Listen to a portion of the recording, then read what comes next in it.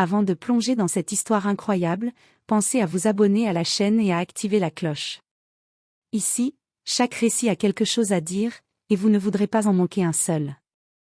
Dans une banlieue tranquille de l'Ohio, les pelouses sont parfaitement taillées, les boîtes aux lettres brillent sous le soleil d'été, et les chiens de famille aboient derrière des clôtures blanches comme dans les publicités. Mais derrière ces façades immaculées, le silence des maisons cossues cache souvent plus de cris qu'on ne l'imagine. Des cris étouffés par les murs épais, par la honte, par la peur. Elia Carter, 9 ans, vivait dans l'une d'elles. Et chaque nuit, ce silence pesait plus lourd que le bruit. Elia n'avait ni les mots pour décrire sa douleur, ni les épaules pour la porter. Il ne savait pas encore comment nommer la violence, l'humiliation, l'abandon. Il ne savait pas que ce qu'il vivait était anormal. Il croyait que c'était lui le problème. Mais il avait les yeux. Et il enregistrait tout. Les Carter, vus de l'extérieur, incarnaient le rêve américain. Une grande maison aux briques rouges, 2 SUV impeccables, des voisins admiratifs. Gregory Carter, le père, vétéran de guerre décoré, était salué partout dans le quartier. Il parlait avec fermeté, se tenait droit comme un drapeau. Sa femme, Madeleine, belle et élégante, dirigeait une fondation caritative pour les enfants défavorisés. Une ironie cruelle, quand on savait comment elle ignorait les larmes de son propre fils. Mais derrière la porte close, loin des dîners de bienfaisance et des sourires figés, Elia n'était qu'un détail gênant dans leur tableau parfait. À leurs yeux, il était trop émotif, pas assez solide, faible.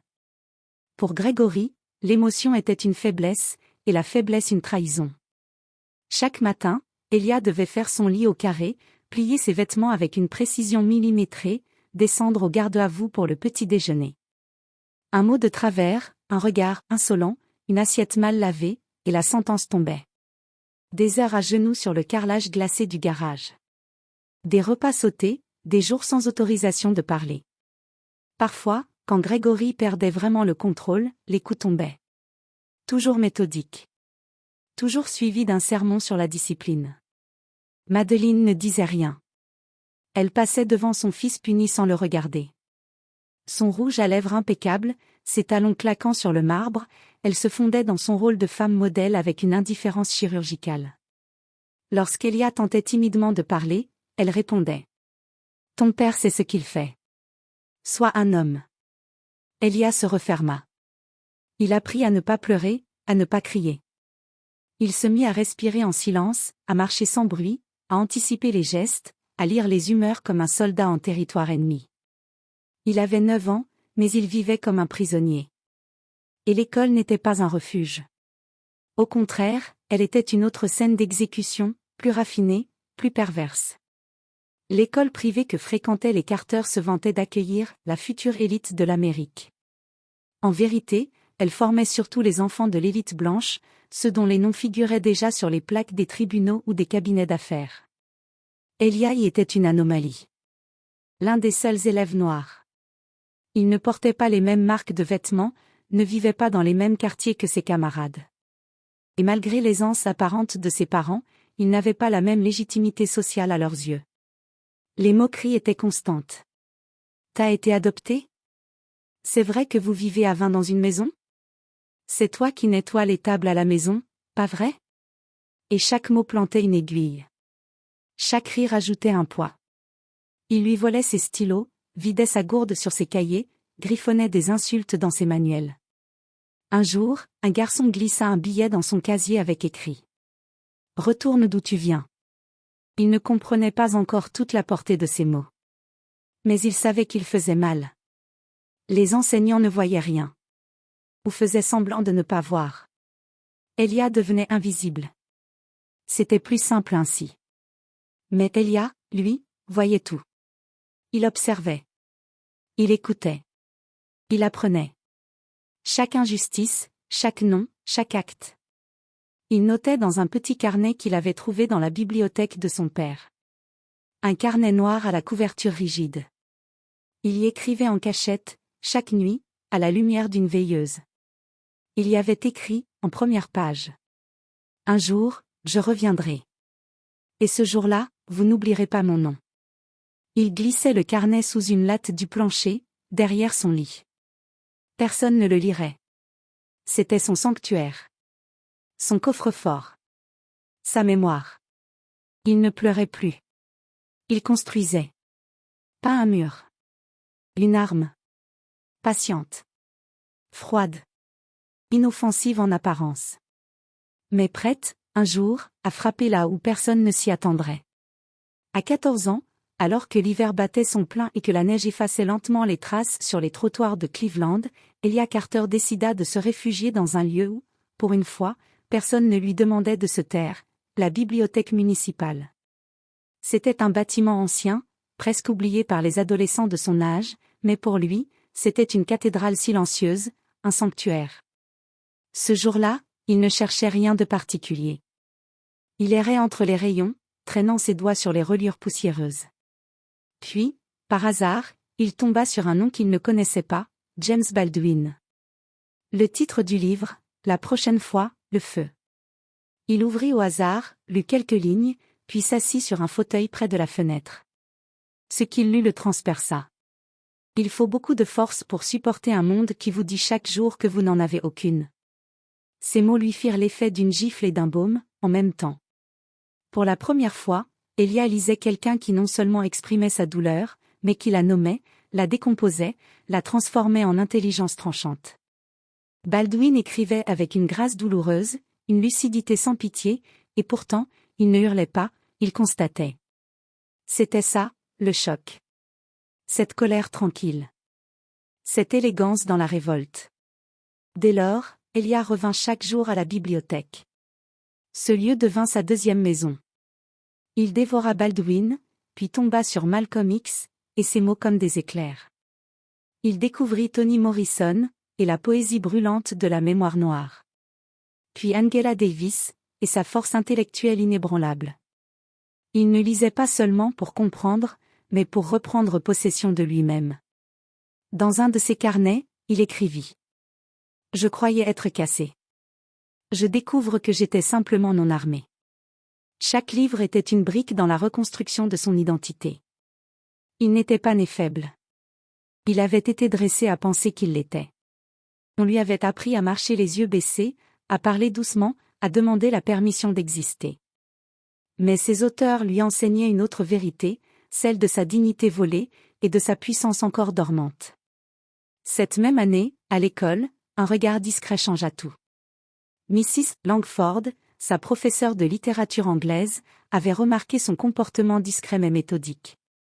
Elia ne parlait pas souvent, mais lorsqu'il écrivait, chaque mot semblait posé avec une intensité rare. Un jour, elle donna un devoir, raconter un moment qui vous a changé.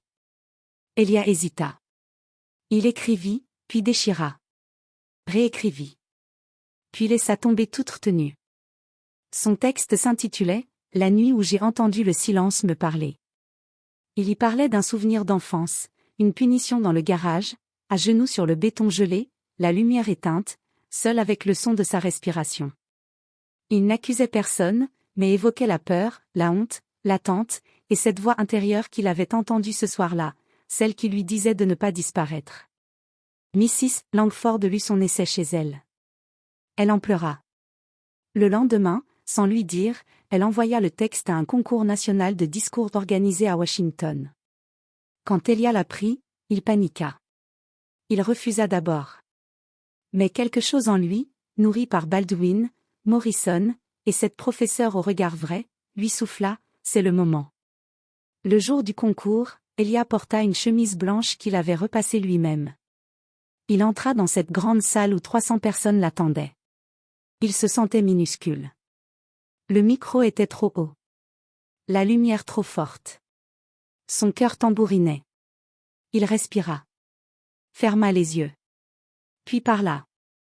Le titre de son discours. À ceux qui ont tenté de me briser, merci. Le silence dans la salle était lourd, total. Il raconta sans donner de nom. Un père qui confondait autorité et humiliation. Des camarades qui pensaient qu'être noir était une faiblesse. Des adultes qui détournaient le regard. Il ne cria pas. Il ne chercha pas la pitié. Sa voix était posée, profonde, mature au-delà de son âge. Chaque mot tombait comme un verdict. Vous m'avez fait croire que je n'étais rien. Mais grâce à vous, j'ai appris que je pouvais devenir tout. Merci de m'avoir montré ce que je ne voulais pas devenir. Merci d'avoir affûté ma solitude. Elle est devenue mon arme. Quand il termina, il y eut un court silence. Puis une vague. La salle entière se leva, certains les larmes aux yeux. Il vit, parmi les juges, une femme qui le regardait comme s'il venait de lui rappeler pourquoi elle faisait ce métier. Il remporta le concours. Mais plus encore que le prix, c'est ce moment-là qu'il garda en mémoire, le silence d'une foule qui, pour la première fois, l'écoutait vraiment. Ce jour-là, Elia Carter comprit qu'il avait une voix. Et qu'elle pouvait soulever des montagnes. Les années passèrent, et avec elles, les illusions. Elia grandit, et avec lui grandissait une colère maîtrisée, une lucidité brutale, une force souterraine que rien ne semblait pouvoir éteindre. À 17 ans, il ne cherchait plus l'amour de ses parents. Il voulait leur silence. Il voulait leur absence. Et il l'obtint. Ce fut après un dernier affront, un soir d'hiver, lorsque Gregory, son père, le plaqua violemment contre un mur parce qu'Elia avait osé défendre un camarade noir insulté par un professeur. Cette nuit-là, Elia se redressa, essuya le sang sur sa lèvre, planta ses yeux dans ceux de Gregory, et dit d'une voix calme. « La prochaine fois que tu lèves la main sur moi, tu pries pour que je ne réponde pas. Et crois-moi, tu ne pourras pas supporter ma réponse. » Il n'attendit pas la réaction. Il monta dans sa chambre, prit son sac, son carnet noir, ses livres essentiels, et partit. Il passa quelques jours dans la rue, dormant dans des bibliothèques, dans des halls d'immeubles, refusant d'aller dans des foyers pour ne pas perdre sa dignité. Puis, une nuit, alors qu'il lisait dans un banc d'église laissé ouvert, un homme s'approcha de lui. Révérend Marcus Harris, un pasteur baptiste à la foi active, qui reconnaissait dans les yeux de ce garçon quelque chose de profondément familier, le feu contenu. Marcus l'invita à déjeuner. Puis à rester un soir. Puis une semaine. Puis le traita comme un fils. Mais sans jamais exiger l'amour en retour. Il lui offrit ce que personne ne lui avait jamais offert, un espace sans condition. Et Elia, pour la première fois, baissa la garde. Marcus Harris lui fit découvrir d'autres penseurs, Cornel West, Bell Hooks, Derrick Bell. Il le poussa à canaliser sa rage dans les structures, pas dans les cris. Elia comprit alors que la vengeance pouvait devenir justice lorsqu'elle se pensait comme transformation collective. Grâce à Marcus et à ses propres résultats académiques excellents, Elia obtint une bourse complète pour l'université de Georgetown à Washington D.C., dans le programme de droit.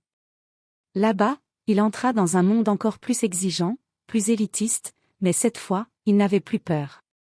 Il avait appris à lire entre les lignes du pouvoir. À Georgetown, il devint l'un des meilleurs de sa promotion. Non pas parce qu'il voulait briller, mais parce qu'il voulait comprendre, maîtriser, et retourner contre le système les armes du système.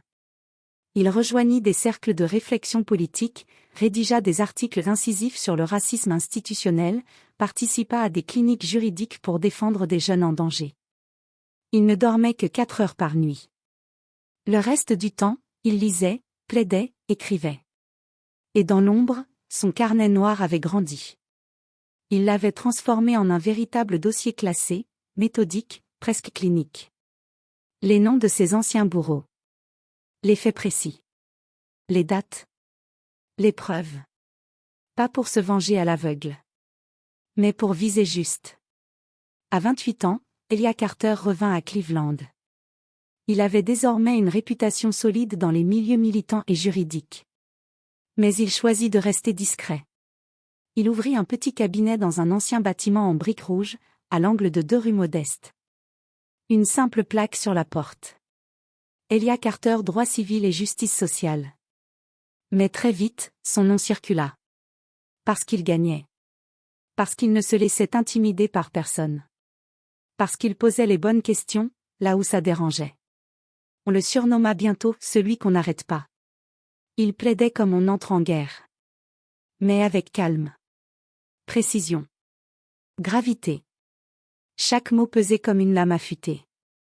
Puis un jour, le passé cogna à la porte du présent. Un ancien élève de son ancienne école privée, devenu enseignant à son tour, fut accusé de harcèlement sexuel et moral envers plusieurs jeunes élèves noirs. L'affaire fit peu de bruit, au départ. Mais lorsqu'un avocat spécialisé en droit civique fut appelé pour faire partie de l'équipe d'investigation externe, le nom d'Elia Carter surgit. Et là, tout changea. Il entra dans cette école comme un fantôme revenu réclamer justice. Les murs étaient les mêmes. L'odeur du cirage, les trophées dans les vitrines, les regards arrogants dans les couloirs. Rien n'avait bougé. Mais lui, il n'était plus un enfant. Il s'assit face aux anciens professeurs qu'il avait ignorés, humiliés, méprisés. Certains ne le reconnurent pas. D'autres, si. Et ils blêmirent. Il interrogea. Il confronta. Il ne haussa jamais la voix. Mais chaque phrase était une mise à nu.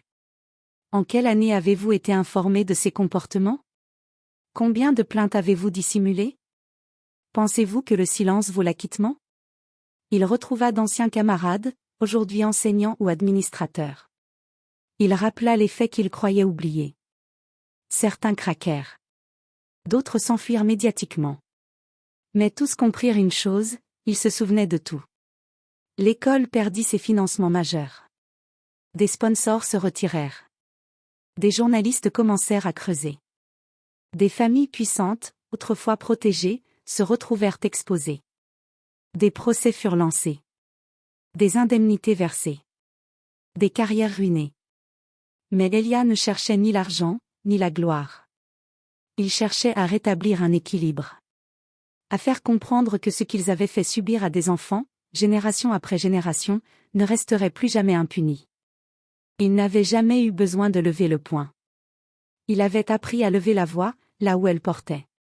Il n'était plus le garçon trop sensible. Il était devenu le cauchemar élégant des puissants. Un après-midi d'automne, alors que les feuilles dorées tapissaient les trottoirs comme un souvenir fragile du passé, Elia poussa la porte d'un centre pour anciens combattants de l'Ohio.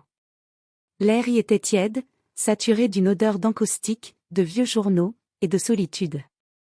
Des hommes âgés, certains amputés, d'autres perdus dans des souvenirs qu'ils étaient les seuls à voir, jouaient aux cartes ou regardaient la télévision sans vraiment la suivre. Elia marcha lentement dans le couloir, son pas résonnant sur le sol ciré. Il avait hésité à venir. Il n'attendait rien. Pas de pardon. Pas d'émotion. Pas de réparation. Seulement une fin claire, nette, sans rancune mais sans tendresse. Gregory Carter, son père, occupait une chambre au fond du couloir, à gauche. Une infirmière l'accompagna jusqu'à la porte. Elle murmura. Il parle peu. Il oublie souvent les visages. Mais, il n'a jamais cessé de parler d'un fils. Elia, je crois. Il ne répondit pas. Il ouvrit. La lumière de la fin du jour baignait la pièce d'un halo pâle. Gregory était assis dans un fauteuil près de la fenêtre, le dos courbé, les yeux perdus dans un paysage qu'il ne regardait plus vraiment. Ses mains tremblaient, maigres, tachées par le temps.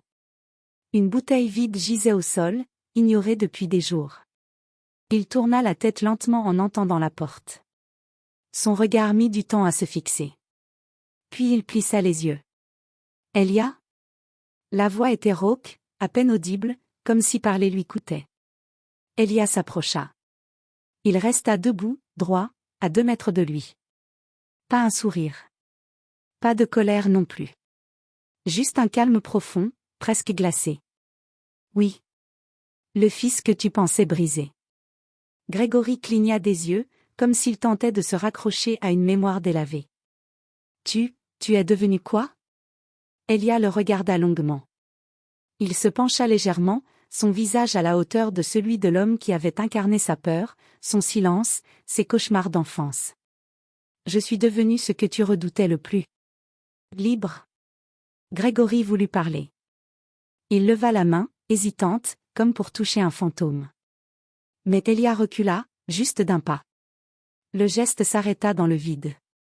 Gregory se figea. Des larmes montèrent dans les yeux du vieil homme.